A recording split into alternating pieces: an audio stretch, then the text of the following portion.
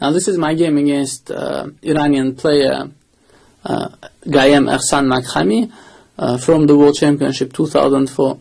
So you see in this position white is already solid pawn up, and black has no compensation for this whatsoever.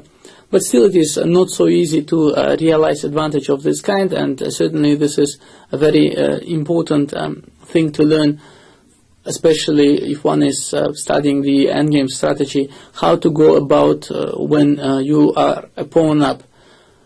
So in this position, this is an endgame with heavy pieces meaning that there are still rooks and queens on the board, but no other pieces. It is very important to pay attention to the safety of the king and to occupying files. Also, the fact that the passed pawns can become more dangerous than in other sort of endgames also applies here.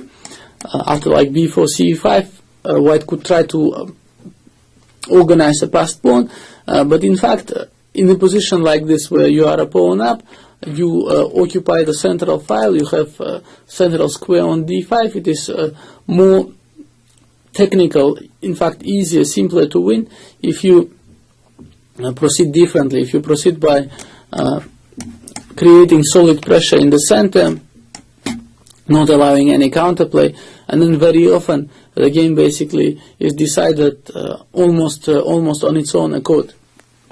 So black tries to play rook a d8, rook d1, rook d5. Now it would have been natural to take c takes d5.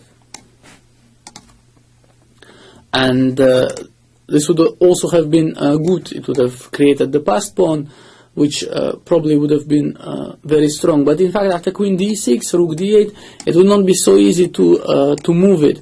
And I decided that it is easier to keep control of the d file. Because also after queen d4, the white's activity on the d file and along the diagonal would create for black serious difficulties, because white would also threaten rook d7. So you see, normally creating the passed pawn in the endgame like this would be automatic, but here, just paying close attention to details, we see that white probably achieves more by keeping his options open. And here, if black had played rook d8, for instance, then after queen d4, rook d5, c d5, then with queens alone, the passed pawn would have become much more dangerous, and black tries to avoid it, tries to play queen e6. He maybe intends to create some counterplay with queen g4, h5, h4, and white, although this counterplay is not very dangerous, still it is better to prevent something like this in the very beginning. White proceeds by centralizing his pieces, queen d4, h5 and h3, and now you see after h4, at any moment g4 will be sufficient to stop any counterplay. There are no checks, and after h3 you see white just did some prophylaxis so that his king is secure once and for all. There is no need to hurry after queen c6. White plays b3 just in case, protecting the passed pawn, the pawn on c4. So you see white is pawn up and just basically enjoying himself. There is no need to hurry whatsoever in endgames like this. He plays queen e6, rook d6, queen f5. We will repeat the position once. So here white is pawn up, and it is important to choose from different possibilities. Now you see, as long as the queens are on the board, there is always some residual counterplay possible. Maybe some e3, queen c2 is to be taken care of. So I just decided to exchange queens here, queen d5. Now because the queen cannot avoid the exchange because g6 is hanging, he has to exchange queen d5. And once again, I do not create the passed pawn on d5, but just recapture with the piece. The thing is that white has an active rook and the pawn up, and this is usually sufficient, so there is no necessity to calculate whether the passed pawn would be strength or weakness. It is sufficient to go for this position, because here white also creates the threats rook d7 And it is interesting to note that after rook e7, white tries to use all the advantages possible. Now it would have been possible to go with the king to d4 or to try to organize the passed pawn, but in fact black has a slightly overextended structure on the king side, with his pawn on e4 potentially weak, and it is very good to prevent the move f5 after g4. Now f5 is not possible, and the king is just coming to f4, attacking the pawn on e4. Now after hg4, hg4, f6, just play g5. Now after f5, the king would come to f4, the rook would come to d6, and black would have numerous weaknesses which would have been impossible to protect after white creates the passed pawns.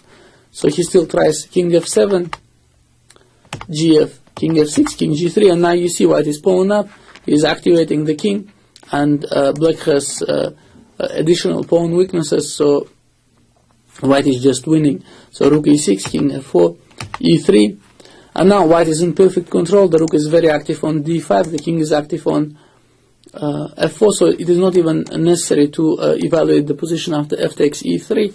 I just play f3 because my pieces are so active that I will be able to take this pawn on e3 in full comfort.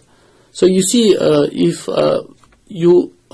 you are a pawn up and you are in no hurry, just constantly activate your pieces and improve the placements, then in fact these positions are not so difficult to win. Important it is not to get overexcited, not to lose your concentration, and then after see rook e7, rook d6,